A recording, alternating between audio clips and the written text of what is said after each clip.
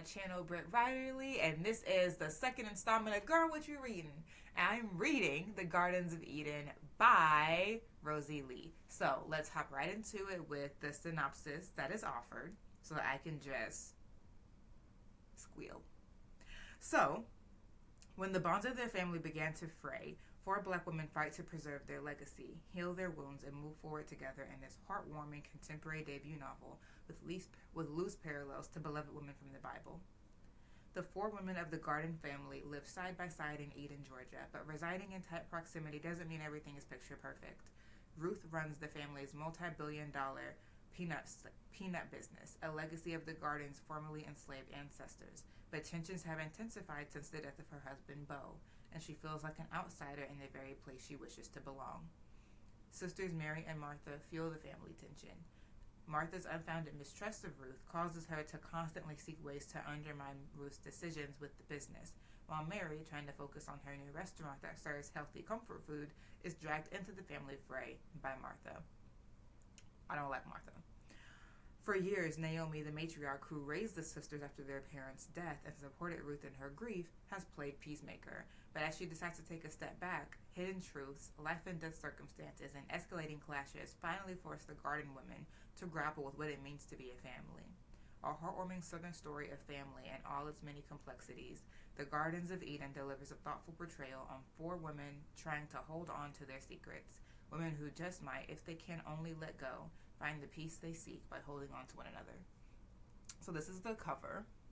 I like how their hair is flowers, like a play on the title and their name. I like the book. I love this take on Christian fiction of being just like inspired by rather than being like very preachy. So I'm really, really enjoying it.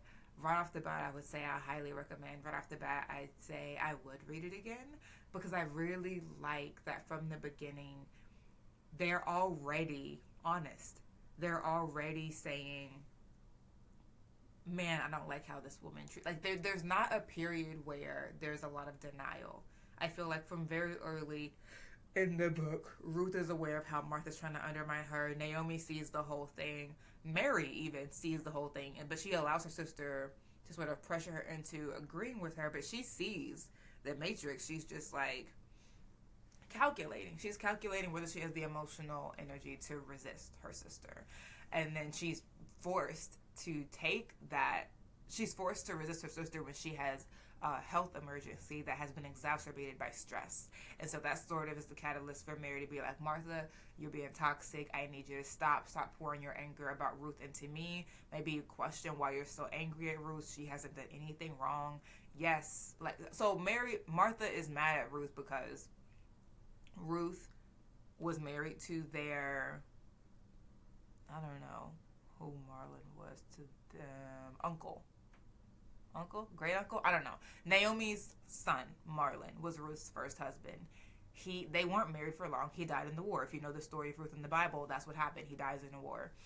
And then she comes home with her mother-in-law, Naomi, to Edin, Georgia. She meets Naomi's first cousin, Beaumont, while she's consulting on the Garden Family Enterprises, which is the peanut company. And then they have an interest in each other. Beau goes to Naomi and is like, what do you think about this? How would you feel? And she's like, I don't care. Go for it. Pursue it. And then they do pursue a romance and they end up getting married. Beau has died. He was 15 years Ruth's senior. They have a son together. Like they had a longer life in marriage than Ruth did with her first husband, Marlon, who died in the war. So I like that everyone is very self-aware. Even Martha, to an extent. Martha knows that she's very cunning, but she doesn't see it as a bad thing. And so I appreciate self-aware characters. The youngest person is Mary, and she's in her 30s. I appreciate these very real catalysts to change. When you have a heart condition exacerbated by anxiety, that does make you look more closely at the kind of energy that you allow yourself to be around, the kind of situations that you allow to fester around you. So Mary really has to stand up to Martha and be like, stop. I know, like, you feel a way about Ruth. She feels a way about Ruth because Ruth married Marlon and then married another man in the family. cool, I get it. If you know the story of Ruth, that's what happened. Because I do think that Boaz was related to Naomi. So Ruth historically did that. I know in our 21st century, we're just like, yeah, that is very shady, da da da da. What do you want? It's a Bible inspired story. So Martha feels a way about that, and I get it, but her out and out vitriol towards Ruth as if Ruth is some gold digger, I'm like, Ruth made the family's company multi-billion-dollar enterprise. It wasn't that when she found it. She made it that way. And Naomi and her late husband acknowledged, you grew this company beyond what Bo had the ability to do because Ruth has a degree in business. And she's just very savvy. And so Martha's years later, like they have a whole son who's in his 20s. So it's been a couple of decades of this. Girl, let it go. Like, and you're not even in the business. You don't do nothing but collect a check from being in this business. Ruth grows this business and you're just pissy at her all the time. Like, it's just, Martha, leave me alone. So as I feel about Martha, Martha needs to leave me alone. She has yet to be, like, I'm 2 hours out from the end of it, and she has yet to have a moment where she's like, yeah, I should change. I should stop. She has not. So I'm just like, I don't know where Martha is going. I know in the Bible, Martha was like the sister of Mary and Lazarus, and Jesus told her, like, you are cumbered about with all of these things, but Mary, your sister, has chosen the good part because Martha was busy setting up the house for company while Mary was sitting at Jesus' feet listening to the message. So I'm just like, cool, but can we redeem Martha? Is Martha going to have a redemption where she comes into the fold and is part of the family and not just cumbered about with many things, not thinking about how she can advance in the community and how she can use this thing to make Ruth look bad? Like, I really just want to see Martha reconcile to the family. I want to see Ruth and Naomi be able to have happiness but not be codependent because they are close and it is beautiful. But I think Naomi feels like she has not coddled, but like upheld Ruth through grieving Bo, and she feels like, well, now I need my own happiness. So she's dating this guy who's a consultant for the company, and Ruth isn't comfortable with it because she's like, Martha's trying to use this guy to force me out of the interim CEO position and kind of out of the family, and you dating him is not gonna make him objective. I just need it to be straight up business. And Naomi is like, well, I've prioritized your feelings for a large part of my life. She's like 68.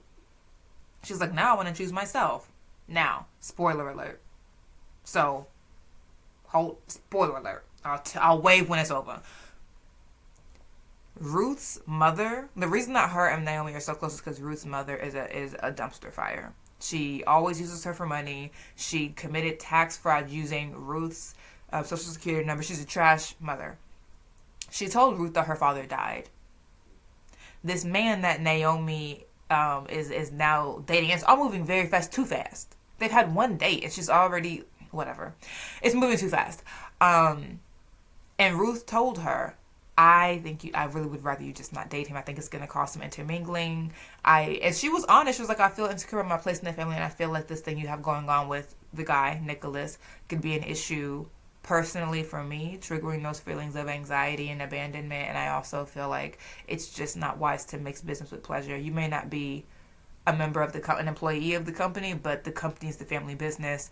I'm the head of the company, and that's not enough degree of separation. And Naomi was like, no problem. Turns out Nicholas is her father. Her mom lied. He didn't die. He just left her. So now Ruth is like, I told you this was going to happen. You didn't believe me. Now I need space from both of you. And so Naomi is like, heartbroken, and she's like, I'm so sorry, blah, blah, blah, blah. And Ruth's like, I really don't want to hear it. I warned you that there was something about him that I was just like, my spirit didn't take it, and you didn't believe me. I told you this was going to come between us. You didn't believe that, even though when you knew that he was my father, you had, I think, like 2 conversations with Ruth after she found out but didn't tell her it was her dad. And Naomi was like, well, it's not my place. And Ruth was like, cool, but you've never kept anything like that from me before. So you would rather this stranger tell me this because he's my father rather than you, who I know, coming to me and telling me this information so I could brace myself. The whole time knowing that the reason that he even found out that he's my dad is because he saw my mother coming here to shake me down for money. And you knew I was about to wire her $20,000 and you didn't even tell me not to wire her the money. When you've never held your tongue before about my relationship with my mother, advising me about it, telling me when it's gone too far, but you were about to let me wire all this money to her, knowing she lied about my father being alive and that he was here, down the street. But you held your tongue to give him the privilege of telling me because you didn't want to upset him. This man you barely know, instead of looking out for me, your daughter-in-law, and your friend who you've known for over 20 years. I told you were going to be clouded by him. And then Naomi was like, dang, you're right. I'm so sorry. And Ruth was like, listen, here's the keys to your house. Goodbye. So that's where I am now. Do I think that she needs to forgive Naomi? Yeah, sure. Do I know when that should happen? I really don't. She's in therapy, so she's talking to her therapist right now, and I'm just listening and like, Sherry, what you gonna say? Because I don't know. I don't know. Now, I'm gonna go because it's supposed to be a short reading update. I'm really enjoying this book. I'm living and dying for the drama. And I like I said, I really want to see Martha reconcile to the family because she has been the villain the entire show. And I'm just like, I don't perceive Martha as a villain in the Bible. I think Martha is very easily any of us that are more concerned with the business of setting up for Jesus than just sitting at his feet and being in love with him. I think that's very easy to do. If you're very active in church, it's very easy for you to be so involved in ministry and this and that and the third and then get caught up and caught away. But I don't think that makes you evil. I think that means your priorities are skewed and you need a calling in. But Martha is devious in the Gardens of Eden. So I'm just like, ooh, can we redeem Martha, please? Time is running out. What's going to happen? So that's what I want to know. I will let y'all know how it ends in my rebellious reading report for February. Happy February, BT dubs. But yeah, girl, that's what I'm reading. Let me know if you've read this book in the comments. Let me know if I've said anything that makes you want to read the book. This is Rosey Lee's debut, so I'm interested to see what's going to come next from her.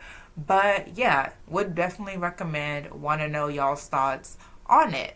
Okay, drink water, mind your business.